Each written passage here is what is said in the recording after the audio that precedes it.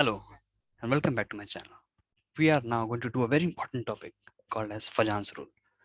It not only helps in chapter called as chemical bonding, but in other chapters like S block, P block, where we have to answer questions on covalent character, ionic character, melting point, stability, solubility, like B, melting point, boiling point, lots of other concepts.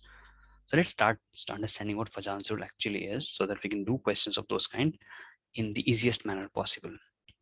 So guys, I'm going to take you to the details of what Fajan's rule is, what are the kind of questions you may expect from the topic and how to approach them. So let's get started. So let's begin with the discussion. So to start with, I'll tell you first what Fajan's rule is. But above everything, let me first tell you, why are we studying Fajan's rule? What's the need of it? See, you have to understand one very important thing. No bond is 100% covalent or 100% ionic. What I'm trying to say is covalent compounds have some ionic character. Covalent compounds have some ionic character, some ionic character, 5%, 10%, whatever it is. But there are ionic characters that they have. And ionic compounds contain covalent character. Ionic compounds have covalent character. So how to study covalent character in ionic bond? Covalent character in ionic bond is studied, or ionic compounds, or ionic bonds have some covalent character. So it is studied by Fajan's rule. What exactly is Fajan's rule? I'll explain in 2 minutes. And this is studied by dipole moment. So this dipole moment is going to be our next video after this. But now we'll study about Fajan's rule. Dipole moment mu. So today it's going to be all about, yes, this guy in this room, Fajan's rule. So without any delay, let's begin. So what is the premise I have built here? I told you that a bond is not 100% covalent. Every covalent bond has some ionic character. And every ionic bond has some covalent character. How to find covalent character in ionic bond? Yes, Fajan's rule. How to find ionic character in covalent bond? Dipole moment. So today it's going to be about Fajan's rule. So let's start. See, what exactly is Fajan's rule? Before we understand that, let me first give you some example. Suppose there's a cation, very tiny one. See, a very tiny cation. And just at the side of it, there's a large anion. See, large anion. Now, this is a small cation. It has to be small cation always. And then at the side, we have a large anion. Okay, now, just imagine, look at this electron here. This valence, the outermost electrons. Now, tell me, this outermost electron is closer to the nucleus of which of these species? Is it closer to the small cation or large anion? Is it closer to the small cation or large anion? Of course, this electron is closer to small cation. So what happens is this outermost electron, which is actually belonging to, this is the electron of anion. So this electron of anion is so close to the nucleus of cation that nucleus of cation pulls it towards itself. The cloud gets pulled towards it. So as a result, it distorts a little bit. See, it gets pulled on that side. So the cloud kind of becomes dispersed, So it looks like, see, to a person who's looking at this for the first time, what will he understand? He'll understand that this is actually a covalent bond. Very good. This is what I mean by covalent character. So it was ionic bond in the beginning. See, where a cation was getting, was attracted to an anion. They were just touching each other. But suddenly what happened was, due to the fact that this electron came very close to the nucleus of cation, the cloud kind of got dispersed towards the cation. And they have now a common intersection here. See, it looks like as if they have formed a covalent bond and they start behaving like a covalent compound. So they get some covalency. And this is called as Fajan's rule. So just to tell you what Fajan's rule is, I can tell you the statement that when a small cation, it has to be small cation, no other conditions, small cation only. and a large anion forms an ionic bond, then electron cloud of anion gets pulled towards cation, resulting in covalent character.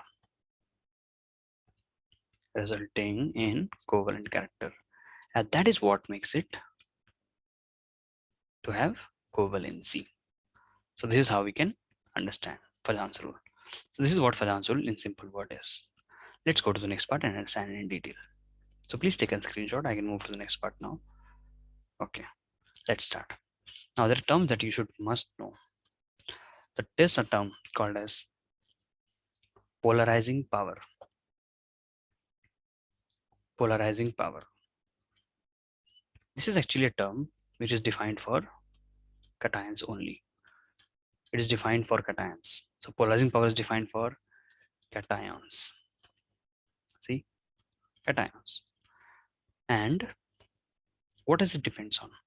Polarizing power in simple word means ability to attract the electrons of an ion. Simple. It is the ability to attract the electrons of an ion. That is what polarizing power in simple word means. Now, how to compare? So to compare polarizing power, if you want to really compare polarizing power PP, there are very simple techniques to compare polarizing power. What you can do is, first, look at the size. Smaller the size,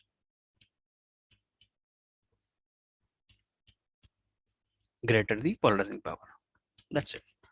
Now, why are we studying polarizing power? Don't worry, you'll be knowing that in 2 minutes. Smaller the size, greater the polarizing power. Next,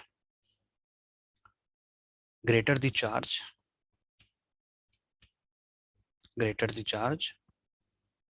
higher the polarizing power. Meaning, what I'm saying is, Na plus 1 has a lesser polarizing power than Mg2 plus. Why? Because Mg2 plus has a smaller size. Mg2 plus will have a lesser than aluminum 3 plus. Why? Because it has a greater charge. Simple. See? So it all depends on the size and charge. Now, why are we studying it? See, this is the reason why we study it. Greater the polarizing power,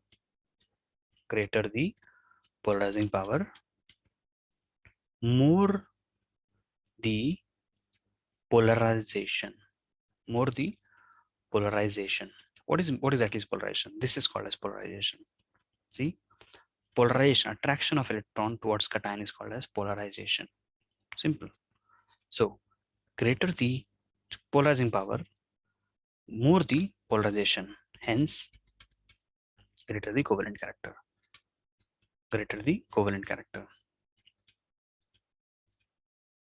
It ultimately boils down to covalent character. This is the ultimate takeaway that we have to remember. So I would want you to please take screenshot of this page so that we can go to the next page now. Okay, let's go to the next page. Next topic is polarisability. What is polarisability? Just the way polarizing power is defined for cations, polarisability is defined for, yes, of course, you guessed it right, anions. It is defined for anions. Now, what is polarisability in simple term? Ability to donate electrons to cation. Simple. Ability to donate electrons or distort electrons to the cation. As simple as that. To the nucleus of cation. Now, meaning if I have a smaller cloud and a cation, see this cation, a larger cloud and the cation, where will the distortion be higher? Of course, here the electron cloud will get more distorted. Here it will get less distorted. So see, this has more polarization. This is more polarization. Why? Because it has greater polarizability. Greater polarizability. Why? Because it is bigger in size. What can I comment now? See, how to compare polarizability. So if you really want to compare polarizability, you can use the simple logic. What is it? To compare polarizability, what you may do is first size. Polarizability is directly proportional to size. More the size, greater the polarizability. Because if it is bigger, it will have lesser hold on its outermost electron. Hence, it will go to the nuclei of the cation. It's also proportional to charge. If the charge is more, it will lose electrons better. A quick question. S2 minus or Cl minus? So of course the answer is S2 minus. Why? Because it has a greater size. So it will lose electron easily. This has a lesser size, it will not lose electron easily. Simple. Okay. Moving on. What can we conclude? Like, why are we studying all these things all of a sudden? See, one thing. Like, why are we studying? Like, what's the application of Fajan's rule? Let me tell you that, and then we can jump in for questions. Applications for Fajan's rule are the first one, to compare covalent character. To compare covalent character, you can use it, right? To compare covalent character, I'll just write one point, including everything. Covalent character, ionic character, solubility, see, and many other factors, melting point, all these things comes into picture. So how do we do it? Very easy. See, just look at this simple thing. If polarizing power is more, if polarizability is more, just use the simple logic. Polarizability is more, then polarization will be more. They are different terms. Polarizing power for cation, polarizability for anion. Polarization is the total process. If this is higher, covalent character will be higher. See, if this is higher, then covalent character will be high. If covalent character is high, then ionic character will be low or less. See, if ionic character is less, then solubility will be less. If solubility is less, then melting point will be less, and all the things continues like this. So that's it. Solubility, when I say solubility in water, of course. This is my master order for every concept. So let's start with some problems. But before that, please take a screenshot. Yes. So what can we say? Another one more thing. How to use Fajan's rule? Simple. If you have a small cation and large anion, then Fajan's will be there. These are the conditions for Fajan's rule. If you have high polarizing power, if you have high polarizing power and high polarizability, then also there will be Fajan's rule. And if you have high polarization or greater polarization, even then you will have Fajan's rule. So basically, there are the four parameters, conditions for Fajan's rule. Conditions for Fajan's rule. So if you want to check whether Fajan's will be there or not, you can see any of these categories: small cation, large cation, high polarizing power, high polarizability, greater polarization. So let's do some questions here. Question: compare polarizing power. Okay, and on the other side, I will give you a question on compare polarizability. And let's see how we can do it. Okay, so first question: Na plus 1, Mg plus 2, Al3 plus. Tell me, what is the polarizing power order? So I would want you to pause the video and start attempting this question. So please pause the video. Okay, I hope you've done it. Let's see how we can do it. This has how many electrons? 10 electrons. Magnesium, 10 electrons. Aluminum, 10 electrons. So number of proton, 11 proton, 12 proton, 13 proton. We know that size for isoelectronic species is 1 by protons. More the proton, less the size. So what's the size order? Size order will be aluminum, the shortest, then magnesium, the moderate, and sodium plus the highest, right? So what is the polarizing power order? Yes, you guessed it right. Exactly opposite. The PP order will be Al3 plus is the highest polarizing power. That's why see LCl3 is covalent. See, it makes sense now, right? NaCl2 and NaCl. This is the answer. Now, compare polarizability. So the question is P3 minus, N3 minus, S2 minus. Suppose I ask this question, what will be our answer? So here we can say that the polarizing power will be, of course, higher the polarizability we know is proportional to size. So more the size, more the polarizability. So phosphide has 15 protons, this has 7 protons, this has 16 protons. So phosphide will be the highest, then we'll have sulfide, then we have nitride, because nitrogen belongs to the second cell, second period. That's why this will be the order. This is how we can approach on the basis of size. Okay, now let's do some other varieties of questions. I'm going to give you 3-4 questions. They will be the best questions you can have. First, so I'm going to cover each and every possibility. Compare the covalent character of NaCl, covalent character of NaCl and CuCl. A very, very important question. So let's solve it. So if you want to try, pause the video, please try. Okay, I hope you would have attempted it. Let's see. See, in NaCl, what is the cation, what is the anion? Na plus is the cation, Cl minus is the anion. In CuCl, what's the cation, what's the anion? Cu plus 1 is the cation, Cl minus is the anion, right? Now, since the anion is same, there's no point comparing between them. Let's compare sodium. So sodium has a configuration of 1s2, 2s2, 2p6. Noble gas configuration, right? It has noble gas configuration. Okay. Next one is copper plus 1. What is it? So that's 1s2, 2s2, 2p6, 3s2, 3p6, 3d10, right? 28. So 2, 4, 6, 10, 10 plus 8, 18, 18 plus 10, 28. What do you see here?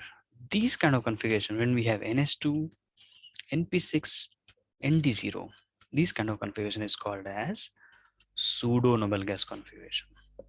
Please understand this. It's called a pseudo noble gas configuration. Any element which has this kind of configuration is said to have pseudo noble gas configuration.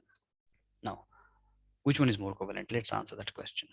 See, copper 2 plus. This is sodium plus nucleus, 11 protons, right? Set the center. Then we have s orbital, p orbital, and then we have an outermost electron after s and p orbital, right? But this is the case of Na plus 1. Try to understand. This is 29 protons because of copper. And then we have s electrons, p electrons, and d, and then we have an electron. So tell me, which one will pull the electrons better? Come on, guess it. Which one will pull the electrons better? Naturally, this has huge number of protons. See, this has huge number of protons, massive. And d orbital is a very poor shielder. We know, right? It's a very poor shielder. So because of the very poor shielding effect, what will happen? It is very poor shielding effect. As a result, what will happen? This electron will get attracted greatly. As a result, it has more polarizing power due to poor shielding effect of d orbital and a greater nuclear charge. See, greater number of protons or nuclear charge. So due to both these factors, Na plus has much higher polarizing power than Na plus. As a result, what can we say? Therefore, as a result, NaCl is less covalent than copper chloride, CuCl. Since the ion is same, we don't have to look at an ion. So this is how we approach it. Na plus, noble gas configuration. Cu plus 1, pseudo noble gas configuration. Because of poor shielding effect. See, because of poor shielding effect and greater nuclear charge, what do we have? we have a lot of stability and the electrons are quite strongly held. So it can pull electrons better. So this cation has a greater electron pulling tendency as compared to sodium. I mean sodium plus 1. That's why that's the answer. It's a very good question and I would like that you understand it properly. If you have any doubt, you can put your doubts in the comment section. I'll clear it as soon as possible. Now, let's go to the next question. Compare the solubility of the following salts in water. So I've given you some compounds here: MgCl2, MgS2, MgS. First question. Question number 2. The question is beryllium chloride, lithium chloride. Yeah. So please do both the questions. So please pause the video and try to attempt these questions. Okay, so I hope you have tried it. Let us discuss the answers. First one. In Mg2 plus, MgCl2, what's the cation we have? Mg2 plus and an anion is Cl minus, right? In MgS, what's the cation? Mg2 plus. What's the anion? S2 minus. So since cation is same, there's no point talking about them. Look at anion, Cl minus. So it has a bigger size, this has a bigger size. This has a greater size. So it has more polarization, more polarisability. It has less polarisability. What can I say ultimately? Therefore, we can say that MgS is more covalent than MgCl2. Therefore, we can say that therefore MgS is less soluble in water because it is more covalent. That's how we do it. Next, BeCl2 and LiCl2. LiCl. So let us discuss both of these now. BeCl2, LiCl. Now, in BeCl2, we have beryllium 2 plus, lithium plus 1. So since anion is same, there's no point talking about them, right? Now, Be 2 plus has what? It has smaller size, larger size. So what's the criteria I've laid down? Small cation, large anion gives you covalency. So this will be more covalent.